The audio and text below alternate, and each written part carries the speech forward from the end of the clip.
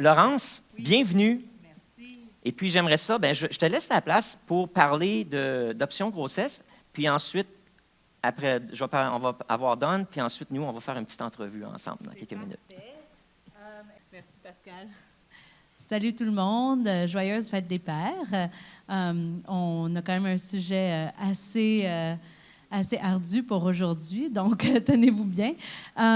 Merci premièrement de m'avoir invité aujourd'hui. Merci à tout le monde pour les dons généreux de l'année passée. Vraiment, j'ai pas eu l'occasion de vous le dire à chacun d'entre vous. J'ai parlé à Pascal après, mais ça nous a vraiment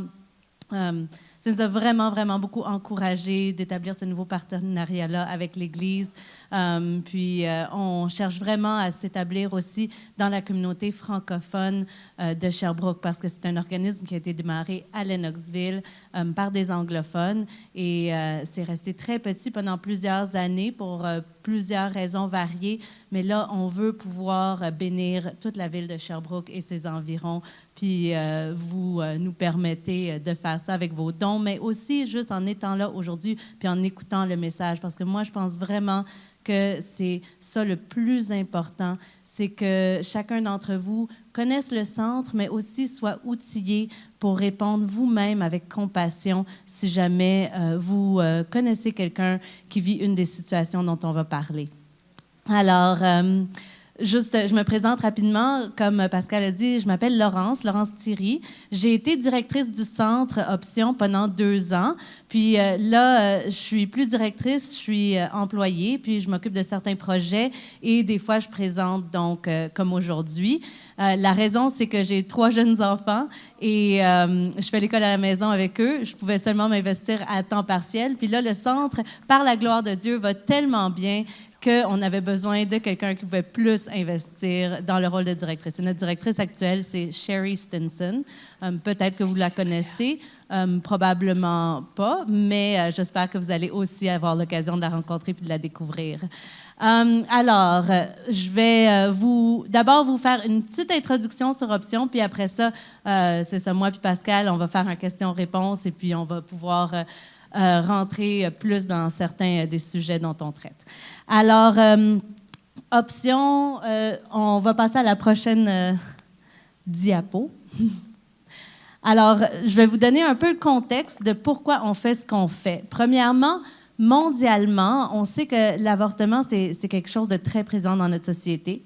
Mais moi, ça m'a vraiment percuté quand j'ai entendu le chiffre de 50 millions d'avortements par année mondialement. Puis ça, c'est un chiffre de l'OMS, l'Organisme mondial de la santé. Et puis, juste pour vous donner un peu de perspective, là, au Canada, on est environ 35 millions de personnes. Les morts du cancer par année, c'est environ 10 millions. Les morts totales, toutes causes confondues, en excluant l'avortement, c'est environ 55 millions par année. Donc, il y a autant d'avortements par année dans le monde qu'il y a de morts totales, toutes causes confondues.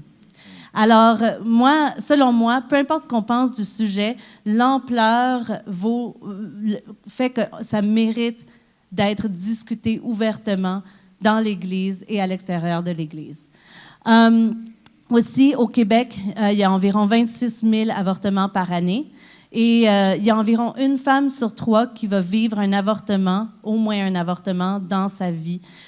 Pour vous donner un peu une idée, ça veut dire si vous avez une mère, une sœur, une fille, statistiquement parlant, il y en a 1 des 3 qui va vivre au moins un avortement dans sa vie. Et puis, malheureusement, les statistiques ne sont pas si différentes dans l'Église. Et ça, c'est quelque chose qui percute beaucoup de gens. Les statistiques qu'on a, c'est basé sur les États-Unis, mais on a toute raison de penser que c'est à peu près la même chose au Canada puis au Québec. Prochaine diapo. Ah oui, aussi, c'est ça, juste pour vous donner une idée, aussi, les grossesses imprévues, en fait, ça touche vraiment beaucoup de gens.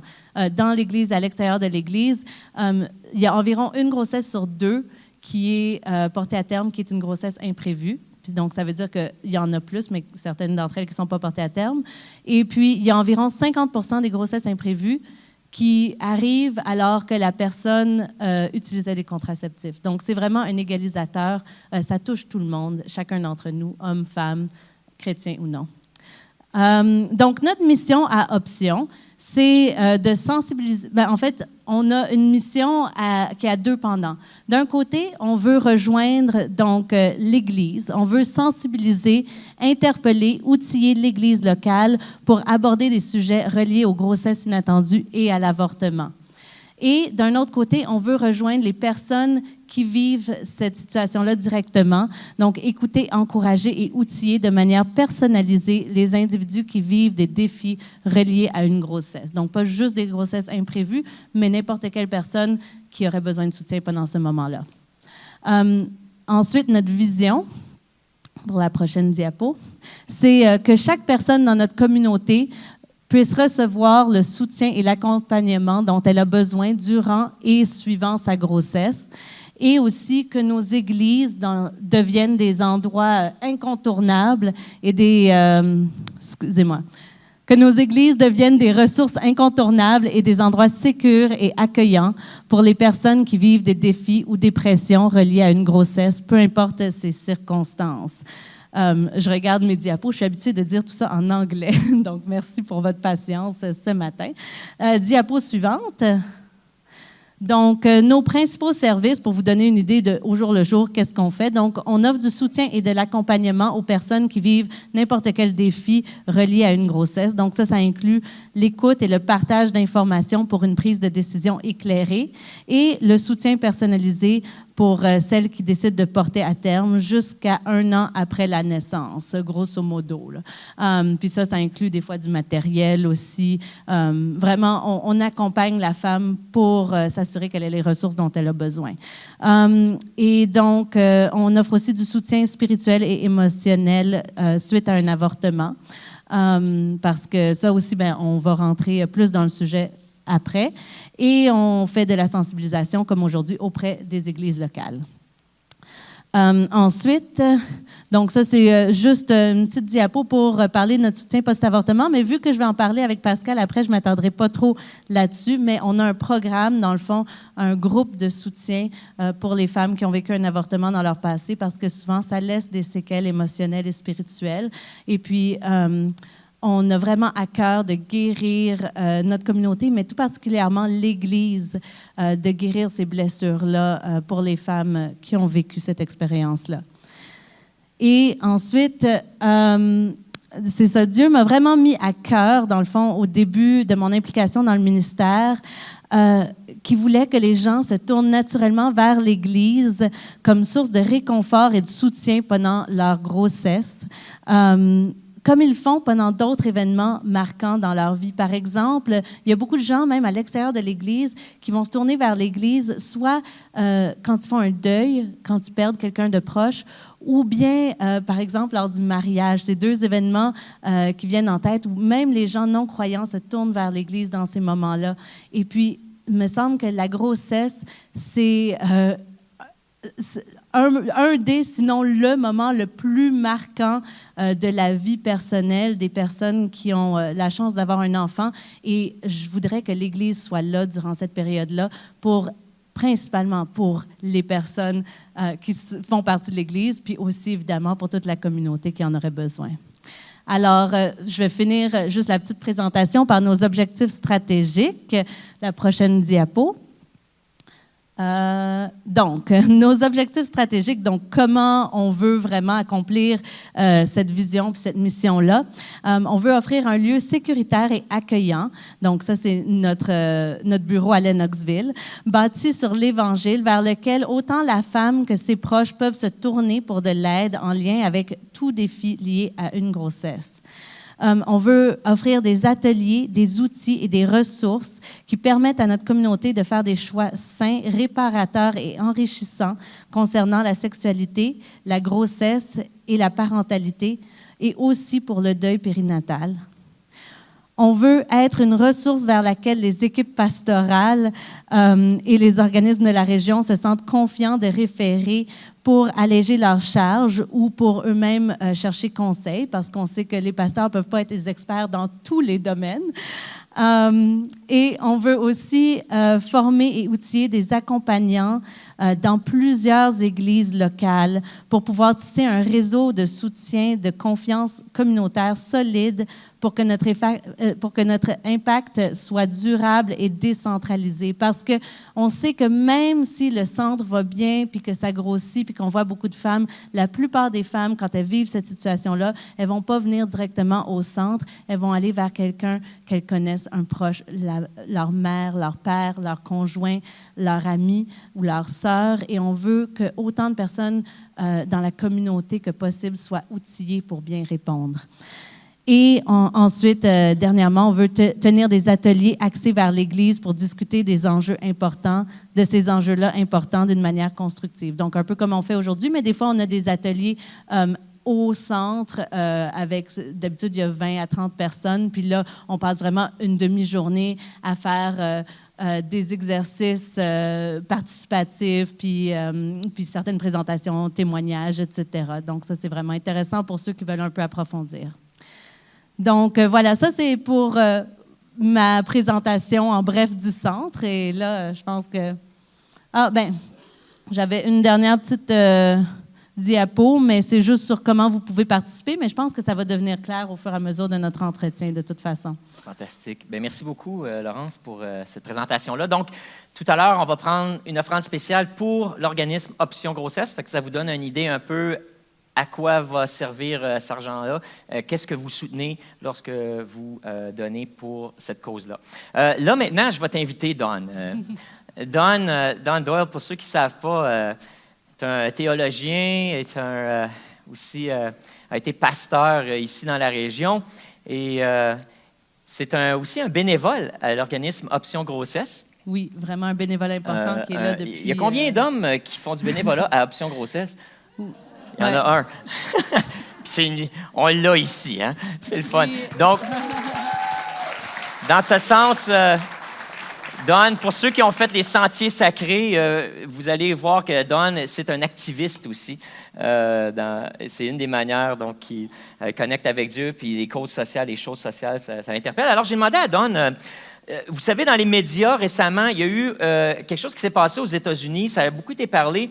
Un renversement d'une décision qui a été prise dans les années 70 dans l'affaire, c'était Roe versus Wade. Puis c'était le cas en cours qui a mené à la décriminalisation de l'avortement aux États-Unis. Et puis, le mois dernier, il y a eu vraiment un leak. Comment on dit ça en français? Une fuite d'informations concernant une décision importante. Puis j'ai demandé à Don, j'ai dit, peux-tu fouiller là-dedans puis nous l'expliquer un peu? Parce que pendant, je ne sais pas si vous avez suivi ça dans les nouvelles, mais ça a eu quand même des répercussions au Canada. Puis il y a beaucoup de gens, beaucoup de féministes et beaucoup de groupes qui se sont levés pour parler de ça. Puis il y avait toutes sortes d'entrevues à la télé sur l'avortement. Alors j'ai dit, tiens, donne-nous un petit résumé rapide de cette situation-là aux États-Unis. Puis c'est quoi les répercussions pour nous autres? Alors, la décision Roe versus Wade, ça a été passé en 1973. À ce moment-là, il y avait plusieurs sortes de lois qui couvraient l'avortement aux États-Unis, parce que c'est plutôt une affaire pour les États de choisir individuellement comment ils vont avoir une réglementation sur l'avortement. À ce moment-là, la Cour suprême a pris une chance de faire une décision qui couvrait tout le pays. Alors, c'était ça qui est arrivé, puis ils ont dit ça, que c'était à cause de la Constitution des États-Unis, comment ils le faisaient. Alors, en faisant une étude, à cause de ce que Pascal m'a demandé de faire, j'ai découvert que à ce moment-là, il y avait plusieurs lois différentes, et là, le Cour suprême a tranché et a dit oui, l'avortement est maintenant légal à travers le pays. Alors, au Canada, il était tout différent. En 1869, la décision au Canada, c'était de bannir l'avortement, de le criminaliser. Okay, ça, c'était au début du Canada qui a commencé en 1867. Ça fait 2 ans plus tard. Ils ont tranché tout de suite. En 1969, exactement 100 ans plus tard, le gouvernement a décidé de décriminaliser l'avortement au complet. Alors, à ce moment-là, il y avait quelques critères pour qu'une femme puisse avoir un avortement légalement. En à peu près 1988 ou 89, j'oublie maintenant la date précise, là, mais il y avait un cas au Canada, Morgentaler versus quelqu'un, je ne me rappelle pas la personne concernée de l'autre côté. Et Dr. Morgentaler était une personne qui était une activiste pour l'avortement pour toutes les femmes en tout lieu, à tout moment de leur vie, pour n'importe quelle raison. Et le cour a tranché sur son côté à lui. Alors, à ce moment-là, l'avortement est devenu décriminalisé au Canada. Alors, jusqu'à ce moment-ci, précisément, nous n'avons aucune loi qui régisse comment l'avortement est fait au Canada. Alors, quand même, l'avortement, c'est pas facile pour une femme. Alors, le temps où c'est le moins dangereux, c'est dans le premier trimestre, les premiers 3 mois, de sa grossesse. Après ça, ça devient de plus en plus dangereuse pour la madame. Alors, pour cette raison-là, la plupart des avortements faits au Canada sont faits dans les premiers 3 mois. Mais comme je vous dis, il n'y a aucune loi qui dirige comment faire ou ne pas faire un avortement. C'est ça la situation au Canada. Alors, je dirais que de l'autre côté, qu'est-ce qui arrive? C'est que les médecins ne sont pas fous. Les hôpitaux ne sont pas fous non plus. Alors, ils le font ça de la façon la plus sécuritaire possible. Quand même, ça reste toujours un risque pour la mère. Alors, je pense que c'est tout ce que je peux dire là-dessus. C'était quoi donc l'enjeu, ce qui se passait dans le sud, aux États-Unis, ce renversement-là de décision? Qu'est-ce qui est arrivé, là, c'est que la fuite est passée, ça fait 1 mois et demi à peu près. Qu'est-ce qui arrive, c'est qu'il y a eu des fuites avant. Vous avez entendu de Julian Assange, vous avez entendu de Wikileaks, des choses de même.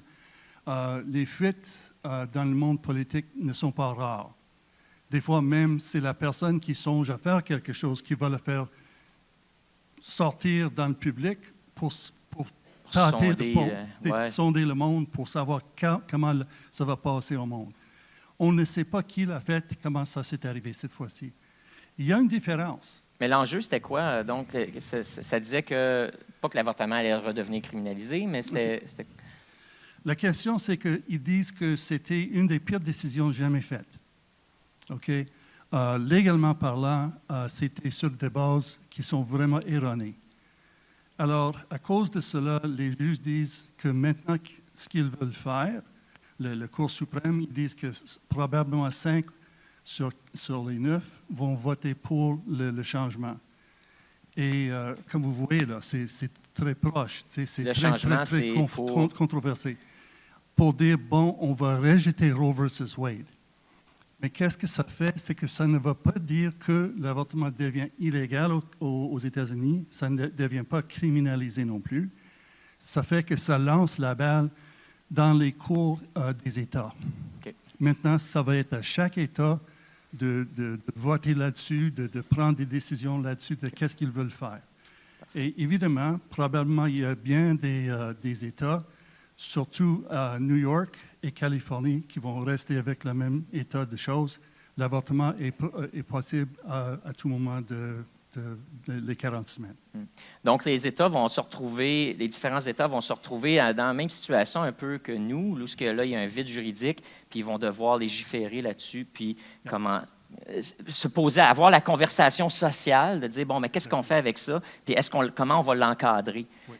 Parfait. Écoute, merci beaucoup d'avoir fait ça. On n'a pas l'occasion de t'entendre en public comme ça trop souvent, donc je suis content.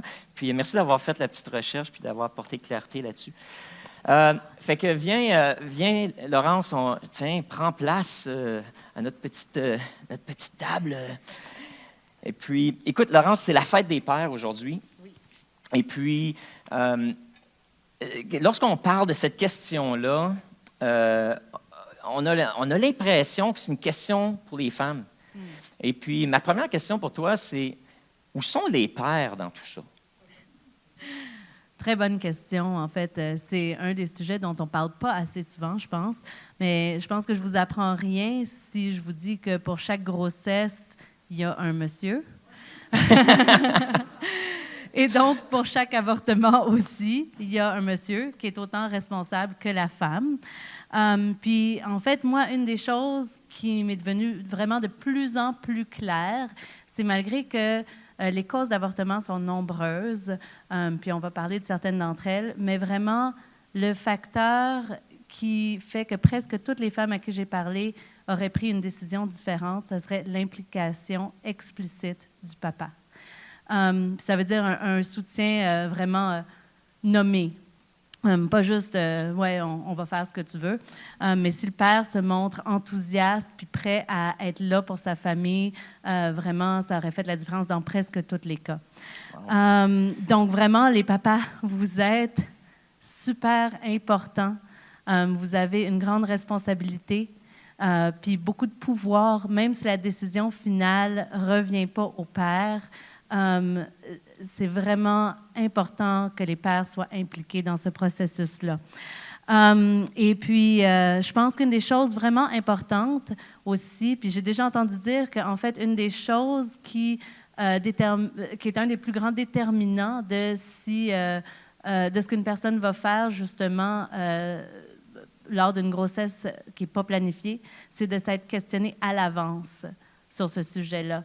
Puis je pense que n'importe quel homme, puis ça va évidemment pour les femmes aussi, mais là je parle particulièrement aux hommes, qui sont dans une relation intime avec une femme, de se poser la question, est-ce que je serais prêt à soutenir cette femme-là et notre enfant si jamais elle tombe enceinte et pour le restant de nos vies?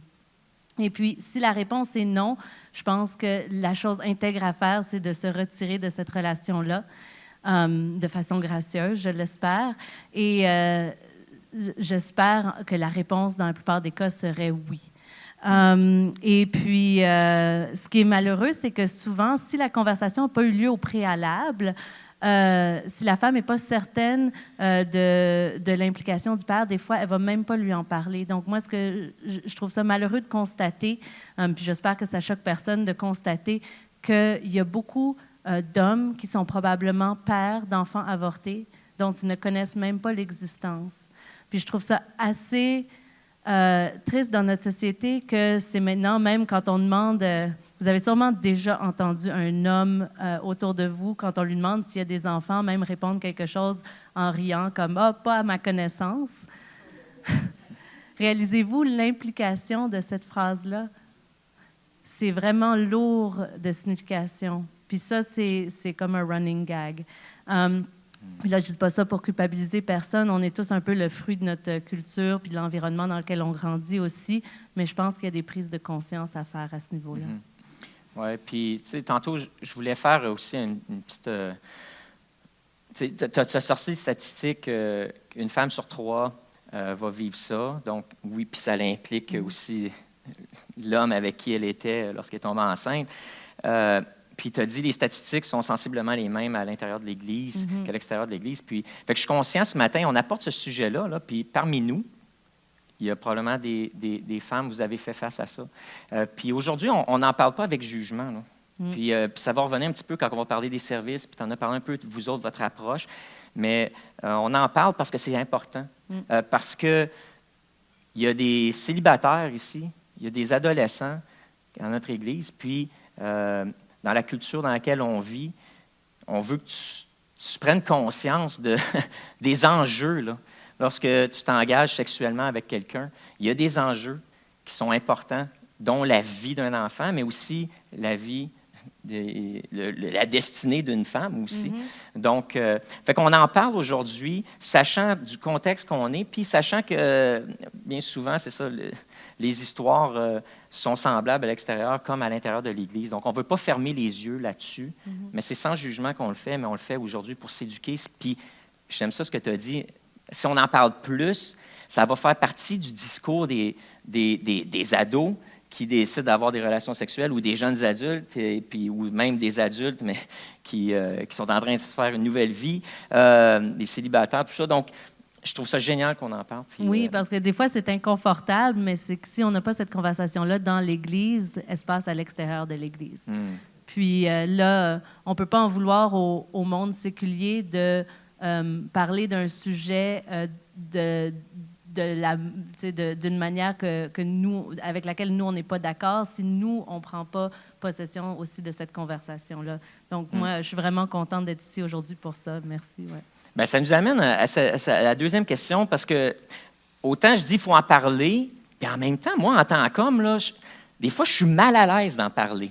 Puis pas parce que je suis mal à l'aise de parler de sexualité ou de ces choses-là, mais parce que je suis un homme, puis j'ai l'impression que socialement, les hommes, on est écartés de la conversation puis du sujet. Puis c'est comme si on n'a rien à dire ou on ne peut pas rien dire parce que nous, c'est pas nous qui le portons, l'enfant.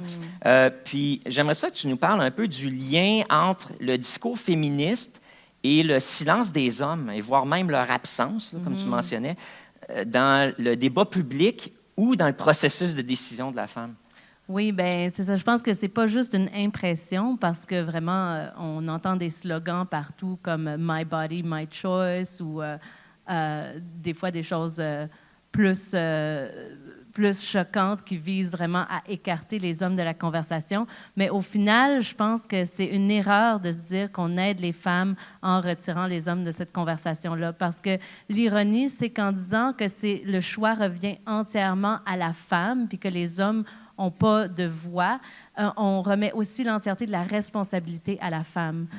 Puis ça, que ça soit qu'elle décide de porter la grossesse à terme ou qu'elle décide d'avorter, ça fait que toute la culpabilité repose sur ses épaules dans le cas d'un avortement, puis aussi le deuil, la tristesse que ça comporte, dont on va parler aussi un petit peu, mais aussi que si elle décide de porter à terme, vu qu'elle a eu l'option d'avorter, l'homme, maintenant, c'est socialement, c'est vu comme étant tout à fait normal qu'un homme décide, bien, vu que c'était ton choix de porter à terme, moi, c'est mon choix de ne pas m'impliquer aussi, puis de ne pas offrir mon soutien, puis de ne pas être présent. Donc, je trouve en fait qu'on fait une fausse faveur aux femmes en mettant tout le choix sur leurs épaules. Et puis, je pense que ça déresponsabilise beaucoup les hommes. Et c'est ça. Je pense par contre que ça serait une erreur de remettre ça entièrement, de reléguer le blâme sur le mouvement féministe entièrement. En fait, une chose qui m'a vraiment, moi, beaucoup étonnée quand j'ai commencé à creuser ces sujets-là il y a quelques années, c'est que beaucoup de féministes d'antan étaient vraiment, pas juste, c'est pas juste qu'elles n'étaient pas pour l'avortement, c'est qu'elles se battaient contre l'avortement. Puis l'avortement était beaucoup plus répandu même il y a 100 ans que ce qu'on pourrait s'imaginer de nos jours. Il y avait même des journaux qui avaient des publicités pour l'avortement. Puis c'est une chose, en fait, que les féministes ont reconnue comme étant, en fait, pas du tout libérateur, mais au contraire, un signe du fait que les femmes, justement, étaient comment dire, c'est comme un signe du fait qu'elles n'étaient pas libres de penser qu'elles devaient avoir recours à l'avortement plutôt que de pouvoir effectivement porter leur enfant à terme et s'en occuper par elles-mêmes. Donc, un des buts, c'était d'affranchir les femmes économiquement et socialement pour qu'elles puissent faire ce choix-là, même dans des circonstances où l'homme n'était pas impliqué. Et puis, justement, un des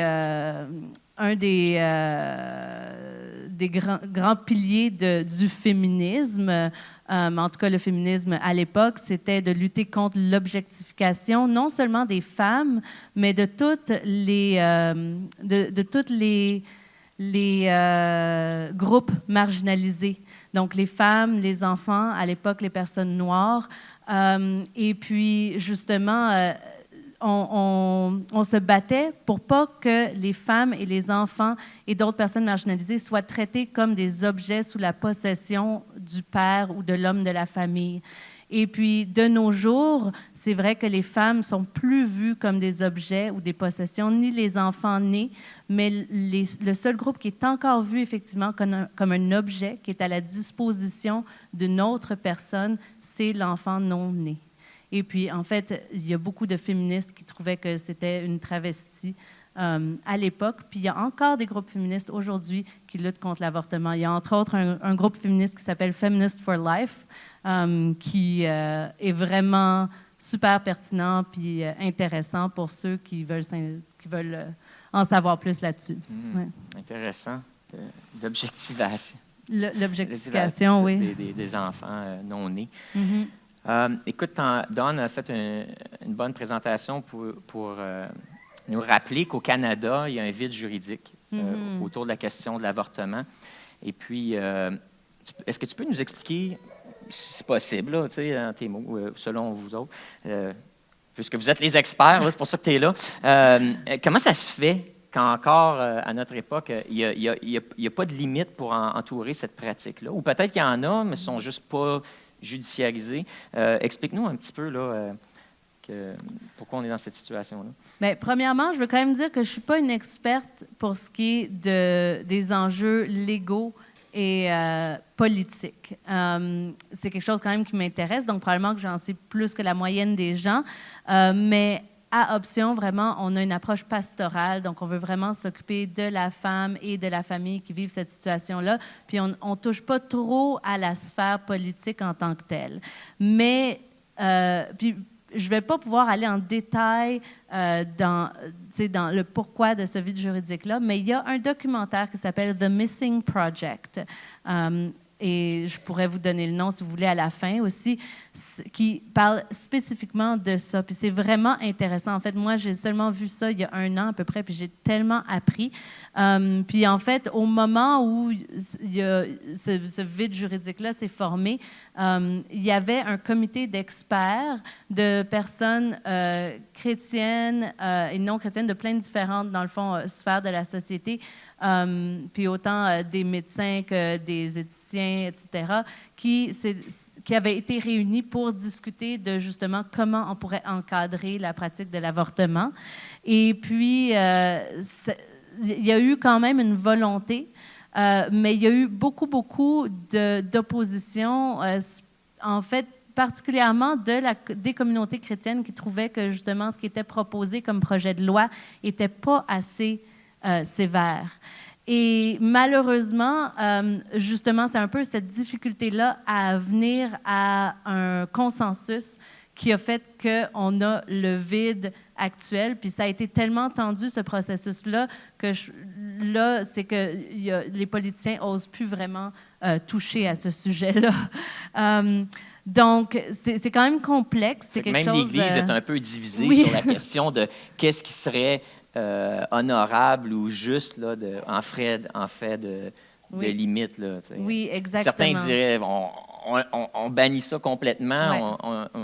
on revient à la criminalisation. D'autres disent au moins si on pouvait avoir peut-être limité ça au premier trimestre, au moins on sauverait peut-être un certain pourcentage des enfants qui seraient qui ne verraient pas la vie, au moins. Oui, exactement. C'est super complexe. Puis, tu sais, moi-même, je ne suis pas certaine où est-ce que, au final, où est-ce que je me positionne. Des fois, je tends plus d'un bord que de l'autre. Même, ça a changé depuis que je suis dans le ministère. Mais il y en a qui disent, justement, qu'il faut vraiment rendre ça complètement illégal et criminel. Et je comprends leur raison. Puis, il y en a aussi qui disent, visons plutôt à diminuer le nombre et à rendre ça quand même sécuritaire parce qu'on veut le bien aussi des femmes, puis on ne souhaite pas, évidemment, que ça soit mal fait. Puis, il y a des arguments dans les deux sens qui sont légitimes. Donc, je pense que par contre, je pense que quand même, ça vaut la peine de mentionner qu'on est le seul pays démocratique au monde qui n'a aucune loi encadrant l'avortement. Donc, c'est qu'on se situe n'importe où sur le spectre, je pense qu'il y a lieu à l'amélioration. Là, vraiment, c'est absurde qu'il y ait effectivement un vide juridique comme ça, puis c'est pas nécessaire. dans beaucoup d'autres pays qui nous ressemblent, il y a quand même des lois encadrant l'avortement. Merci de nous éclairer là-dessus. Donc, l'importance d'avoir cette conversation-là sociale. Bien, ça commence aussi aujourd'hui. Hein? Au moins, ici, on peut s'entendre, comme tu dis, en tant qu'Église, sur certains principes de base. Écoute, j'aimerais ça qu'on parle un peu christianisme versus féminisme. J'aime pas ça dire ça encore, parce que là, il y a vraiment une polarisation, là, pro-vie, pro-choix. Puis, bon, l'enjeu là-dedans, c'est d'un côté, c'est un clash de valeurs, si tu veux. Le christianisme, de règle générale, on dit, bon, ben, la vie commence à la conception, donc, on l'a fait tantôt, on l'a affirmé publiquement ici, on prie parce qu'on croit que ça, c'est une petite vie, c'est un être humain qui a autant de droits à la vie que toi et moi. Ça, c'est grosso modo la position chrétienne. La position prônée par... certes, la majorité des mouvements féministes, peut-être, ou par le mouvement pro-choix, dit, ben, c'est pas une question... La question est plutôt le droit de la femme. C'est le droit des femmes. Est-ce que les femmes ont le droit de choisir ou pas? Donc, c'est même deux manières différentes de regarder la même situation, puis c'est pour ça qu'on n'arrive pas à s'entendre. Puis ma question pour toi, c'est comment est-ce qu'on peut s'émanciper ou transcender un peu cette dualité-là. Cette dualité-là, oui. Puis pour qu'on puisse peut-être commencer à avoir une conversation. Donc, s'entendre sur certains principes de base. Alors, qu'est-ce que c'est... Comment on fait ça? Oui, aide-nous, là. Donc, moi-même, je me creuse la tête quotidiennement sur cette question, mais je pense qu'il y a quand même des pistes de solutions. Donc, je pense que, premièrement, il faut reconnaître que l'avortement, c'est comme la pointe d'un iceberg gigantesque. Puis, donc, il y a plein de comme facteurs sous-jacents qui font que je pense que la seule manière intègre qu'on peut discuter de ça dans l'Église et aussi éventuellement peut-être légiférer sur le sujet, c'est aussi de prendre en compte ces sujets-là, puis d'en discuter, puis d'être sûr que tout le monde... c'est ça, que les gens aient aussi l'information, l'éducation, le soutien dont elles ont besoin. Parce que l'avortement, comme je dis, c'est la pointe d'un iceberg. En dessous de ça, là, le reste du iceberg, j'en ai listé quelques-uns ici, mais je suis sûre que si on faisait un petit workshop, un petit atelier, on pourrait en trouver plein d'autres. Il y a la dévalorisation sociale de la parentalité, du mariage et de la sexualité. La dévalorisation, comme on l'a dit, de la vie humaine, même pour les personnes qui sont nées. La fausse impression du contrôle reproductif. Une culture hyper sexualisée, je pense qu'il faut être aveugle pour ne pas le réaliser, ça. Des pères, effectivement, qui sont absents ou irresponsables. Le manque de confiance en Dieu ou un désir de contrôle sur notre vie. La survalorisation de la carrière, l'éducation, la vie romantique, toutes des choses importantes, là, mais qui peuvent des fois prendre trop d'importance dans notre société. Et aussi un manque d'amour-propre, une faible estime de soi. Puis ça, je trouve que c'est une chose qui est... le livre que je t'ai recommandé, Love Thy Body, parle vraiment beaucoup de ça aussi. En tout cas, la pauvreté, il y en a plein, là. Ça, c'est juste quelques pistes de réflexion. Donc, le mot avortement, c'est un mot, c'est un déclencheur, puis ça anime les passions, puis tout ça. Donc, de commencer là, c'est sûr qu'on s'engage dans un conflit presque automatiquement. Donc, toi, tu dis peut-être que la conversation pourrait commencer à un autre niveau sur des sujets peut-être qui ne sont pas aussi incendiaires. Oui, bien, je ne suis pas toujours sûre. Tu sais, où elle doit commencer, ça dépend du contexte de la conversation. Je pense qu'on peut parfois commencer avec l'avortement, puis on ne peut pas discuter de tous ces enjeux-là dans toutes les discussions qu'on a sur l'avortement, puis on ne veut pas s'empêcher d'en parler de l'avortement. Mais quand même, c'est important d'avoir ça en tête quand on en parle, que c'est pas, ça ne se résume pas juste à cette décision-là. Et puis, effectivement, je pense qu'on vit dans une société où le discours a été extrêmement polarisé. Et puis, ce qui se passe toujours dans des choses, dans des enjeux comme ça qui sont complètement polarisés, c'est qu'on a une optique réductionniste, puis c'est comme si on donne l'impression aux gens qu'il faut qu'ils choisissent un camp, puis qu'ils défendent, sans même avoir nécessairement bien compris les enjeux. Puis là, ce qui se passe, c'est qu'on a un discours comme d'oppresseurs et de victimes. Puis vous allez voir, une fois que vous comprenez ça, vous allez voir ça dans plein d'enjeux sociaux, où on fait choisir une victime puis un oppresseur. Donc là, on a la mère puis l'enfant, puis on donne l'impression à tout le monde qu'ils doivent choisir qui entre la mère et l'enfant est la victime, et l'autre devient automatiquement l'oppresseur. Puis dès qu'on nomme quelqu'un comme étant un oppresseur ou un groupe comme étant un oppresseur, ça nous donne carte blanche pour le déshumaniser.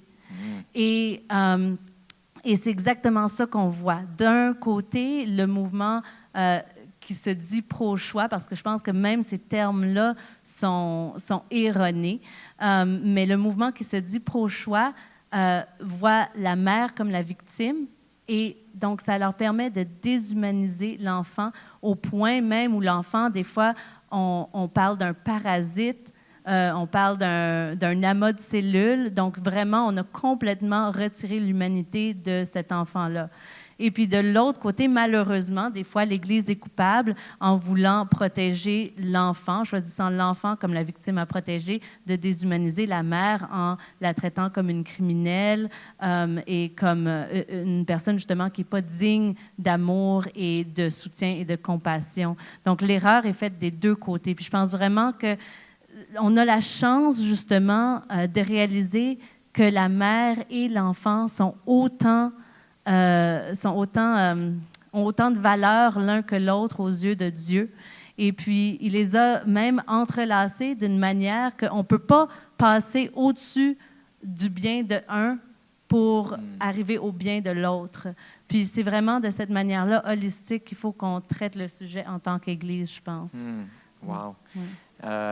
Donc, je pense que la réponse à ma question, comment est-ce qu'on brise cette dualité-là, c'est peut-être en commençant par nous-mêmes. Absolument. Puis, en tant qu'Église, peut-être qu'on devrait emboîter le pas puis se sortir de ce discours-là, qui fait de la mère l'oppresseur. Puis, donc, comment est-ce qu'on peut faire ça? J'ai entendu parler un peu d'une approche pro-grâce, qui est un peu un nouveau langage dans le milieu. Parle-nous un petit peu de ça. Puis... Oui, bien, il y a d'ailleurs tout un mouvement qui se nomme pro-grâce, dans le fond, qui est en train de grandir. Puis on a vraiment la chance qu'il y a un organisme qui s'appelle pro-grâce, mais ça ne se résume pas juste à cet organisme-là, mais qui est aux États-Unis, puis que justement, eux, leur mission, c'est de réinventer justement la manière dont on parle de l'avortement dans les églises spécifiquement. Puis, on a la chance qu'une des personnes clés dans cet organisme-là, qui s'appelle Anne Waddell, que peut-être même certains d'entre vous ont déjà entendu parler, elle parle français, elle a habité longtemps au Québec, puis donc je pense qu'on va en entendre parler de plus en plus. Puis c'est exactement cette idée-là du fait qu'on ne peut pas séparer le bien-être de la mère de celui de l'enfant. Puis il faut, en tant qu'Église, vraiment avoir une approche où on soutient les deux, puis où on aime les deux de manière égale. Et pour moi, en tant que chrétienne, à un moment donné, j'ai eu aussi une réflexion que, oui, absolument, on est appelé à accorder une grande valeur, une valeur ultime, une valeur très grande à la vie humaine, physique. Mais on n'est pas appelé à avoir peur de la mort non plus. Puis, j'ai vraiment confiance que quand un enfant meurt avant la naissance ou après, que cet enfant-là est en sécurité dans les bras de Jésus. Puis moi, mon but, c'est que la mère puisse le rejoindre un jour. Puis c'est plus pour elle, au niveau, quand on pense à la vie, on pense à la vie physique, mais à la vie éternelle qui est encore plus importante pour nous. Puis dans cette perspective-là, je vise vraiment à prendre soin de la mère parce que je pense qu'elle est encore plus en danger que son enfant. Ouais. Merci. Ça m'amène à ma prochaine question, justement. C'est quoi l'impact d'un avortement sur une femme? Donc, c'est une très bonne question. Les conséquences. Oui, c'est ça. C'est souvent, on parle de l'avortement, mais on ne parle pas justement de ce que la femme peut vivre ou après. On parle du moment avant pour pouvoir l'éviter, mais une fois qu'est arrivé l'avortement, c'est quoi qui se passe justement? Je pense qu'il n'y a pas deux réactions pareilles, évidemment, puis il n'y a pas deux situations pareilles. Mais ce qui est quand même fréquent, c'est que la femme et parfois l'homme, s'il est impliqué aussi, va vivre un soulagement initial. Qu'elle soit contente de cette décision-là ou non, parce qu'au moins, ça veut dire qu'il y a comme une fin à cette période-là d'anxiété, de questionnement, parfois même de symptômes de grossesse aussi. Il y a des symptômes physiques qui viennent avec ça. Elle a peut-être eu des nausées pendant 2 mois. Elle a peut-être... Donc, il y a un soulagement initialement. Puis beaucoup de femmes, même qui pourraient avoir justement de la tristesse, etc., se sentent en plus très coupables de se sentir soulagées de l'avortement. Mais c'est normal. Et puis, il y a des femmes qui vivent ça mieux que d'autres, mais il y a beaucoup de femmes qui ressentent aussi de la tristesse. Qui ressentent de la peine, souvent de la culpabilité, qu'elles soient chrétiennes ou non, parfois du regret, parce que beaucoup se sont laissés quand même imaginer la vie qui grandissait en eux. Et puis, ce qui est commun presque à travers, pour toutes les femmes qui vivent cette expérience-là, c'est qu'il n'y a nulle part, et il n'y a pas de moment ni d'endroit où faire le deuil de cet enfant-là. Et puis, ça peut surprendre certains qu'il y ait un deuil à faire, mais justement, il y a eu une vie, puis il y a un deuil à faire. Puis, dans des contextes plus pro-choix, justement, on donne l'impression que le deuil n'est pas nécessaire parce que c'était juste un amas de cellules. Parce que l'avortement, il n'y a rien là, c'est comme se faire arracher une dent. Donc, la femme se sent même anormale si elle vit de la tristesse et du regret.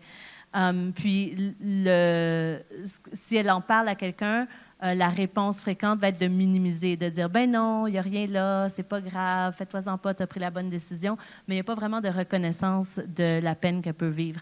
Et puis, malheureusement, du côté pro-vie, souvent,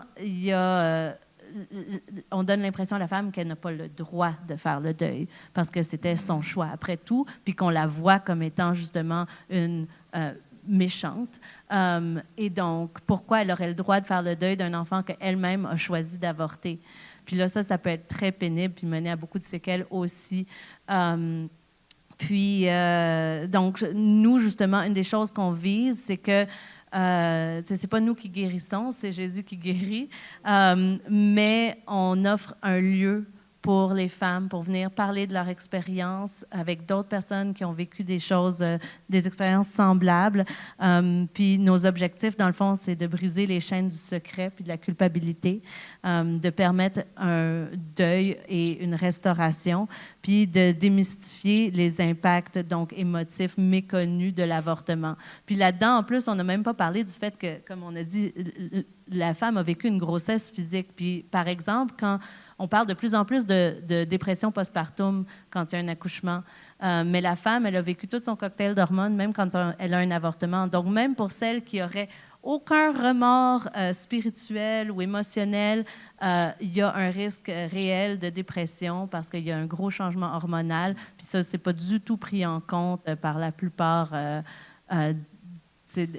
dans la plupart du temps quand on parle du sujet. Puis d'ailleurs, quand on parle du sujet, vous allez remarquer qu'on parle très souvent du sujet comme d'une manière idéologique ou théologique, mais très rarement on s'adresse aux femmes qui ont vraiment vécu cette expérience-là, puis qu'on cherche à les aider, elles. Oui.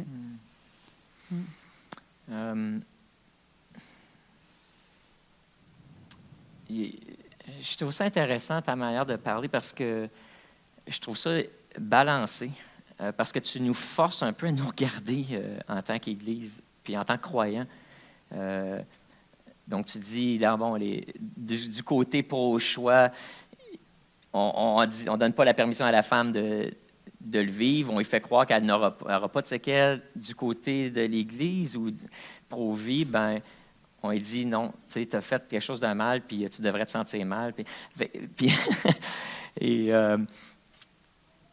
Je trouve ça fascinant que tu nous forces ce matin à nous regarder nous.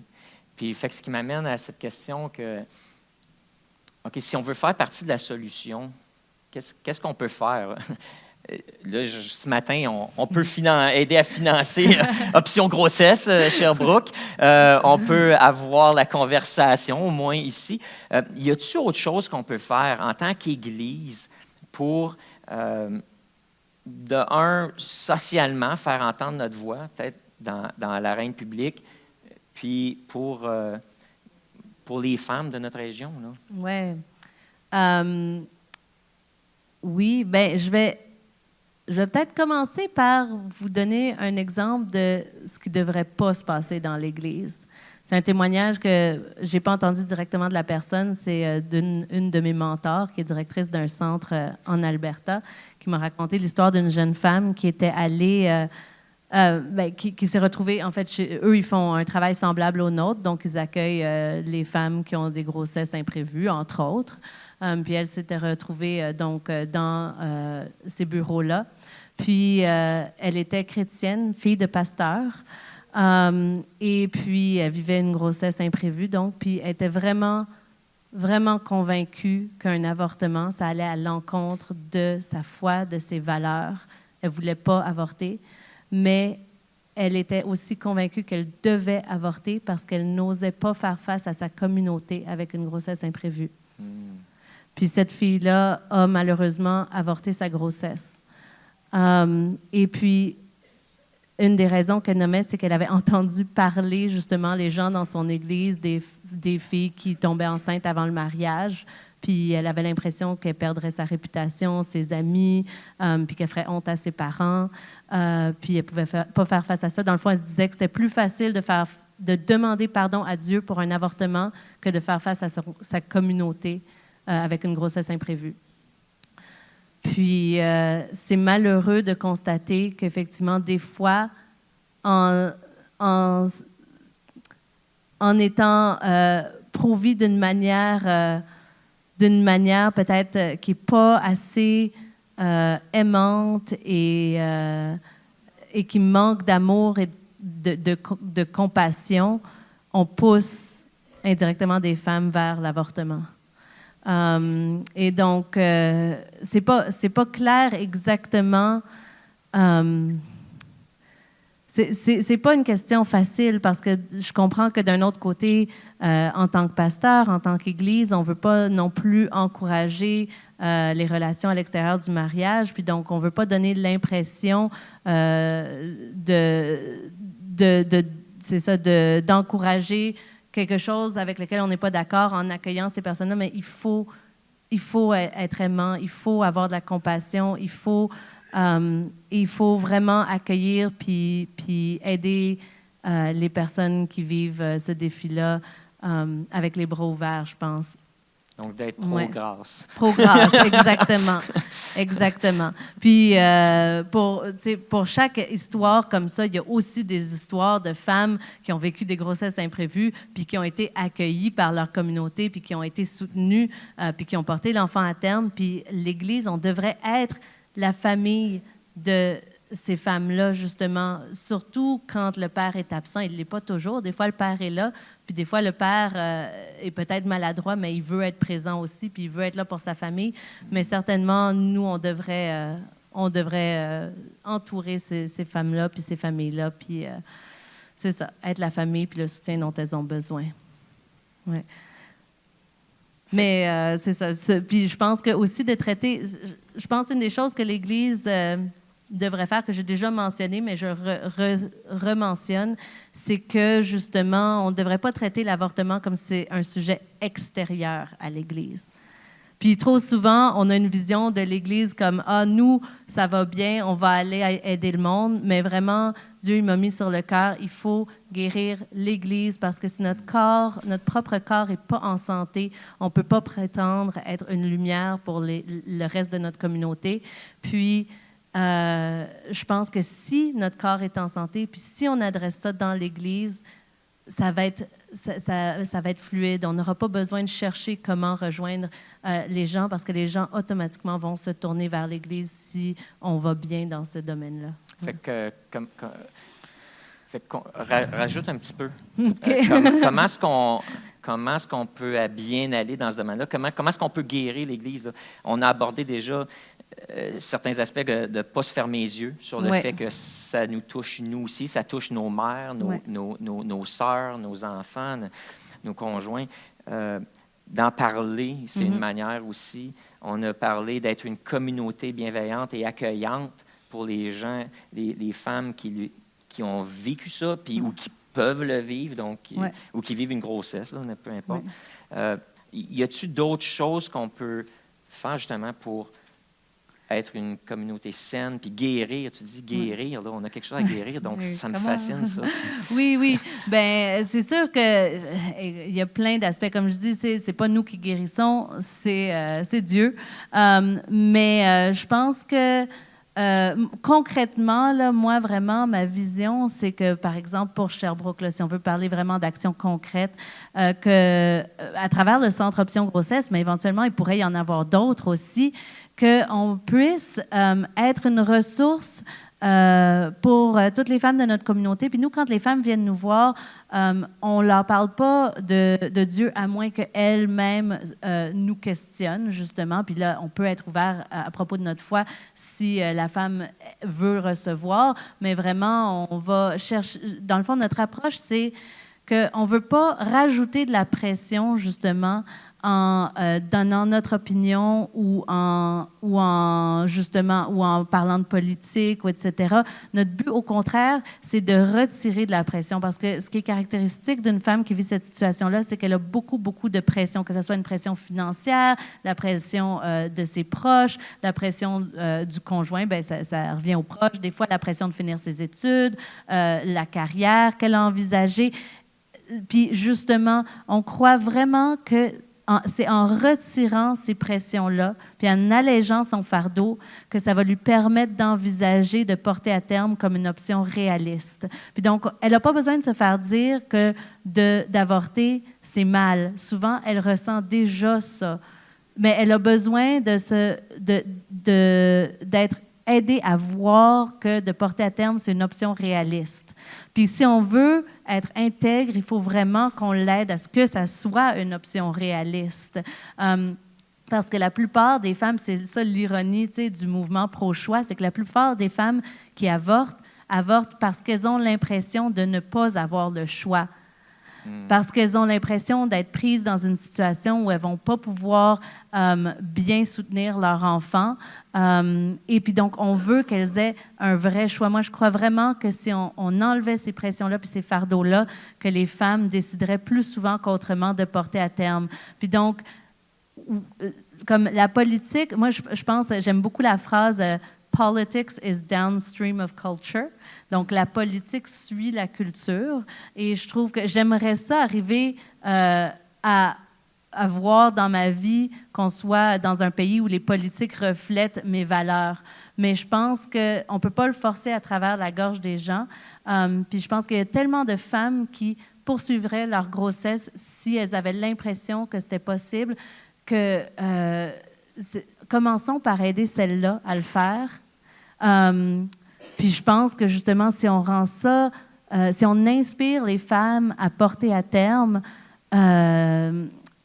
c'est ça, on va affecter tout cet enjeu-là d'une manière vraiment, c'est ça, d'une manière bénéfique. Je veux un meilleur mot, là, d'une manière incroyable.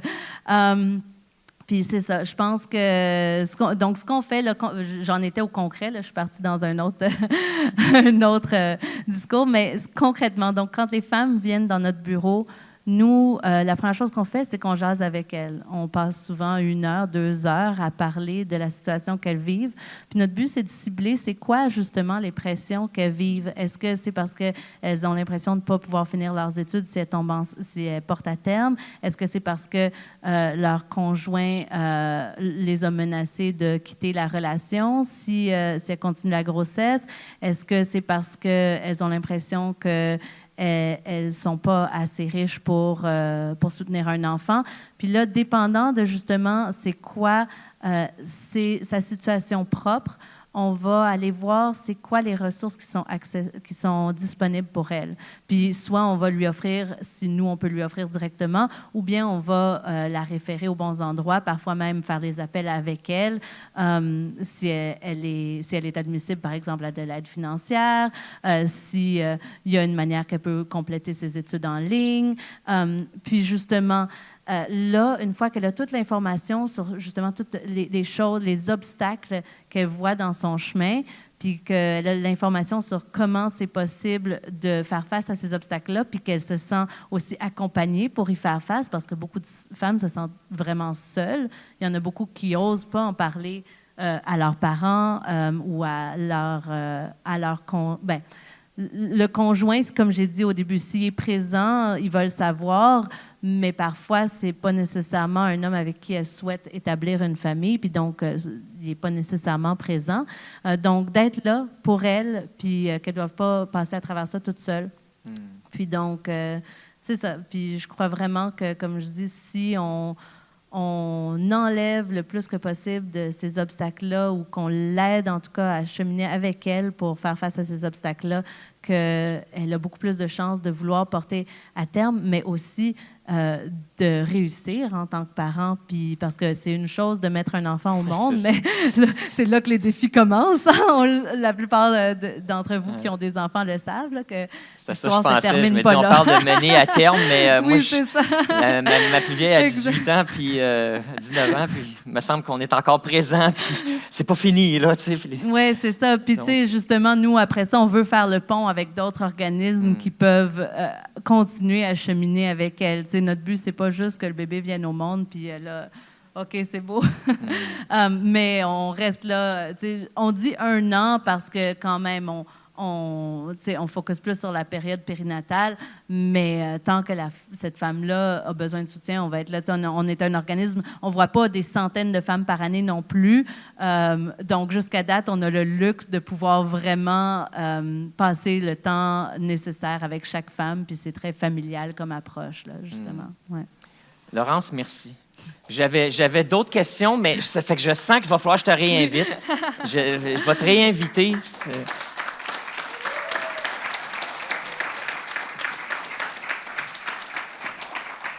Merci de nous avoir aidés à ouvrir, à discuter de ça, puis publiquement, puis d'avoir de nous donner des outils comme ça. Puis c'est enrichissant, puis c'est important. Écoutez, je vais inviter là, les placeurs. Tantôt, vous étiez excités, les gars, avec vos paniers. Moi aussi, je suis excité maintenant. Je veux vous donner la chance de participer à financer, à la campagne de financement d'Option Grossesse.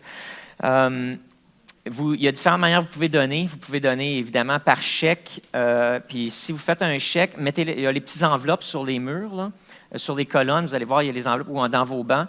Prenez une enveloppe, mettez le chèque ou l'argent dedans, puis inscrivez Option Grossesse dans la rubrique là, Autres, spécifié. Et tout ce qui est spécifié Option Grossesse va s'en aller là. Si vous donnez par Interac, donnez vos dîmes, vos offrandes, vos normales, mais faites un deuxième virement qui est Interac, puis dans la description, écrivez option ou option grossesse, si ça rentre, puis pour qu'on puisse diriger cet argent-là vers ça. Aussi, vous pouvez donner aussi avec l'application Church Center.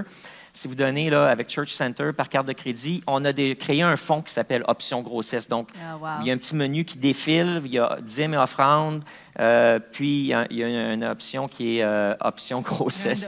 Donc, choisissez l'option Option pour donner directement. PayPal, la même chose dans la rubrique description du don. Mettez Option Grossesse. Et puis, on va diriger tout cet argent-là vers Option Grossesse et la campagne là, de 2022. C'est vraiment génial. Merci à tout le monde pour votre attention. Merci pour vos dons. Puis si jamais vous voulez devenir donateur mensuel, vous pouvez aussi venir me voir. Évidemment, il y a des manières de donner directement au centre. Mais au-delà de l'argent aussi, qui nous est très utile, merci beaucoup. Mais s'il y en a vraiment qui se sentent interpellés puis qui veulent participer, sachez qu'on cherche aussi toujours des bénévoles. Il y a plein de différentes manières de s'impliquer. Il y a certains bénévoles qui travaillent directement avec les clientes, mais il y en a d'autres qui nous aident avec les dons matériels ou qui nous, avec la publicité, ça peut être n'importe quoi. Puis, c'est ça. Si jamais aussi vous avez besoin d'un de nos services, n'hésitez surtout pas à nous rejoindre. Tout est confidentiel. Puis, c'est ça. On a une super belle équipe bilingue. Donc, n'hésitez pas à soit venir me voir ou venir voir un de nos bénévoles. D'ailleurs, on a Kim qui est bénévole, qui est ici aujourd'hui. Don, que vous connaissez. Puis, c'est ça. Donc, n'hésitez pas à nous rejoindre, soit aujourd'hui ou à un autre moment. Puis, s'il vous plaît, prenez un de nos petits flyers, nos petits Case for Support, là, devenir partenaire ou une de nos petites cartes. Ça nous donne vraiment l'impression d'avoir eu un succès quand plein de gens partent avec des cartes. Fait que donc, on leur pas juste l'impression. Soyons généreux, prenons des petites cartes, puis suivons ça avec un petit appel téléphonique, peut-être pour savoir comment on peut s'impliquer. Merci beaucoup, Laurence. Je suis content que tu aies été avec nous aujourd'hui. Alors, on va prier puis bénir ces argents aujourd'hui. Seigneur, merci d'avoir orchestré cette matinée. Merci de nous mettre au défi et d'être des agents de grâce, des agents de paix dans notre communauté et d'accompagner dans l'amour ceux et celles qui font face à cette décision et aussi ceux et celles qui ont passé par là et qui peut-être vivent dans le silence et qui auraient besoin d'en parler. C'est-à-dire, on veut être une communauté qui est sécuritaire. C'est notre cœur, mon Dieu, accueillante, plein de grâce, mais aussi sécuritaire pour ceux qui ont des gros secrets, ceux qui ont passé par des épreuves et qui veulent en parler pour se libérer, pour continuer d'avancer. Alors, mon Dieu, qu'on puisse être, l'Église de Carrefour soit reconnue pour ça. Bénis chaque personne aujourd'hui qui est touchée par cette question. Peu importe de la façon, en tant que l'avoir vécu ou de l'avoir un proche qui l'a vécu. Seigneur Dieu, aujourd'hui, ta grâce est suffisante, ton amour est suffisant et tu fais du bien à chacune de ces personnes aujourd'hui. Et on bénit cet argent qui est ramassé. On la prend, Seigneur, du royaume terrestre, on la met, cet argent en papier, en plastique, électronique, on la met dans cette offrande-là, mais on la bénit et on la transfère dans ton royaume afin que tu la multiplies maintenant. Prends nos pains et nos poissons, multiplie, afin que l'impact d'Option Grossesse puisse augmenter, Seigneur, mais aussi que l'attrait qui soit connu dans notre communauté et aussi que leur cercle de partenariat financier, mais aussi de bénévoles, puisse s'élargir aussi. Alors, merci, mon Dieu, pour ce que tu vas faire. Amen.